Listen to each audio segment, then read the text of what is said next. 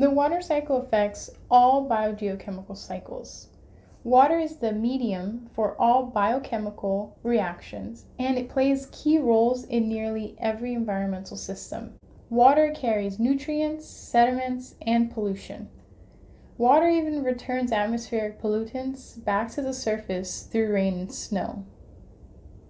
The hydrologic cycle summarizes how water flows as a solid, liquid, and a gas through our environment. The oceans are the main reservoir for water, holding 97%, and only 3% is fresh water. 2/3 of that fresh water is frozen in glaciers, ice caps, and snowfields. Evaporation is when water is converted from a liquid to a gas, or water vapor, and that water vapor is incorporated into the atmosphere. Transpiration is when water vapor is released by plants through their leaves. Transpiration and evaporation both leave behind any substances that were dissolved in the water. Water returns to the Earth's surface as precipitation, and that happens when water vapor condenses into rain or snow.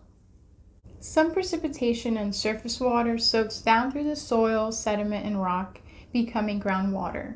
Groundwater recharges aquifers, which are regions of rock and soil that are underground reservoirs of water. The upper limit of groundwater in an aquifer is called the water table.